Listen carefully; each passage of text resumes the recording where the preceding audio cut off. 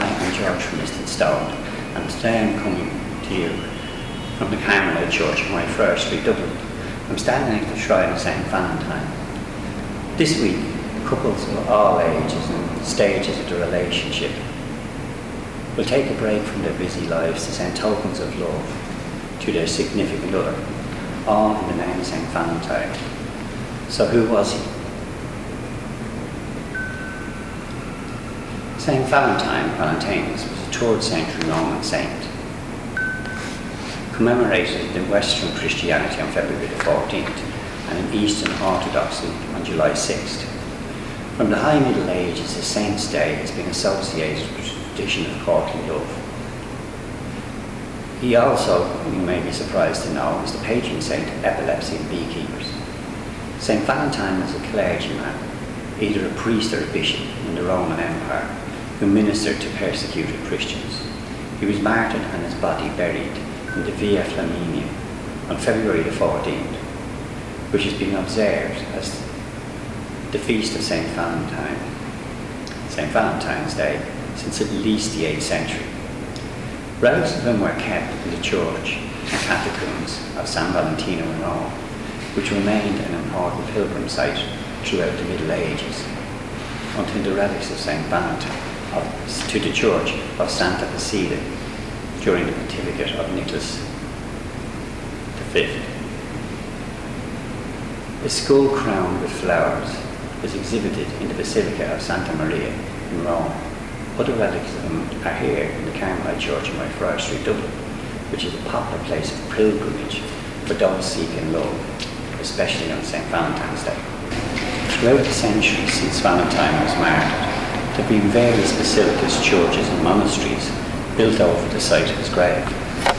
So over the years, many restorations and reconstructions took place on the site. In the early 1800s, more of this work was taking place, and the remains of Valentine were discovered, along with a small vessel tinged with his blood and some other artefacts. In 1835, an Irish Carmelite by the name of John Spratt was visiting Rome. Apparently his fame as a preacher had gone before him, no doubt brought by some Jesuits who had been in Dublin. The elite of Rome flocked to hear him, and he received many tokens of esteem from the diaconate of the church. One special token came from Pope Gregory the 16th, the remains of St Valentine. On November 10, 1836, the reliquary containing the remains arrived in Dublin and were brought in solemn procession to Whitefriar Street Church, where they were received by Archbishop Murray of Dublin. With the death of Father Spratt, interest in the relics died away and they went into storage. During a major renovation of the church in the 50s and 60s, they were returned to prominence, with an altar and shrine being constructed to house them and enable them to be venerated. The statue was carved by Irene Braw and depicts the saint in the red vestments of the martyr and holding a crocus in his hand. The crocus being one of the first spring flowers flowering around his feast day and symbolising new life and renewal after the darkness and dormancy of winter. If St Valentine is an icon you would like to have in your home, hand-painted replicas of the statue are available in the church shop. We'll leave a link in the description for those of you who are unlikely to visit here anytime soon. Today the shrine is visited throughout the year by couples who come to pray to St Valentine and to ask him to watch over them in their lives. Together or single, seeking love. A caveat here though, one thing both Christian and pagan traditions would agree on is that while seeking love in your life is a legitimate goal, seeking to interfere with somebody's free will would not end too well or be looked very favourably. Even the patron saint of love cannot and would not make someone love you who does not. So maybe better not to ask for that. The feast day of the saint, February 14th, is a very popular one here in the church. In 1969, the Roman Catholic Church removed St Valentine from the general Roman calendar because so little is known about him. However, the church still recognised him as a saint, listing him in the February 14th spot of Roman martyrology. The legends attributed to the mysterious saint are as inconsistent as actual identifications of the man. One common story about St Valentine is that in one point of his life, as the former bishop of Terni, Narni and Amelia, he was on house arrest with Judge Asterius. While discussing religion and faith with the judge, Valentine pledged the validity of Jesus. The judge immediately put Valentine and his faith to the test. St Valentine was presented with the judge's blind daughter and told to restore her sight. If he succeeded, the judge vowed to do anything for Valentine. Placing his hand on her eyes, Valentine restored the child's vision. Judge Asterius was humbled and obeyed Valentine's request. Asterius broke all the idols around the house, fasted for 3 days, and became baptized, along with his family and entire 44-member household. The now faithful judge then freed all the Christian inmates. St Valentine was later arrested again, continuing to try to convert people to Christianity. He was sent to Rome under the Emperor Claudius II. According to Bible Chronicles, what is believed to be the first representation of St Valentine. The St Valentine was a Roman priest martyred during Claudius' reign. The story tells that St Valentine was imprisoned for marrying Christian couples and aiding Christians to be persecuted by Claudius in Rome.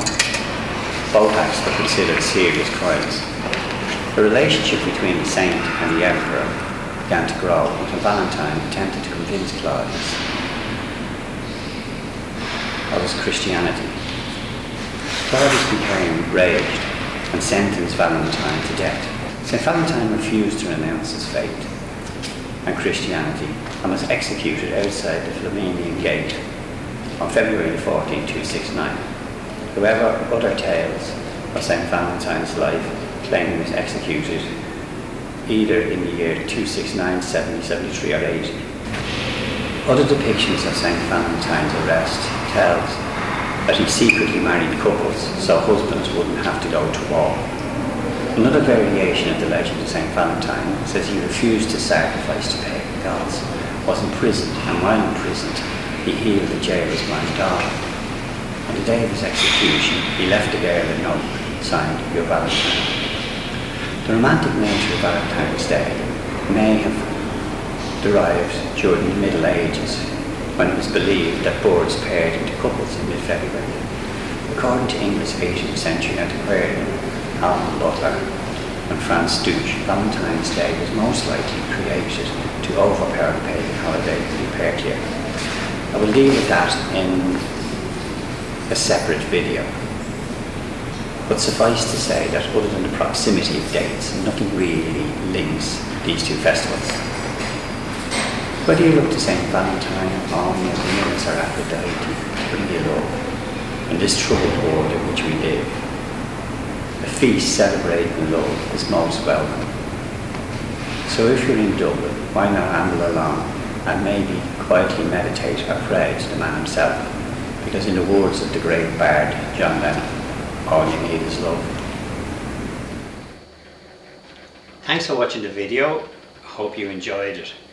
If you like this type of content, we'll be doing videos on hidden Dublin, all around the rest of Ireland, videos on all types of culture, history, mythology, etc.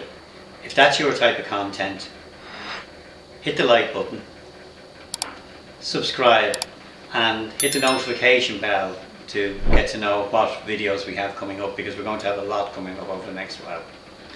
So all it remains for me to do is say have a happy Valentine's Day, and as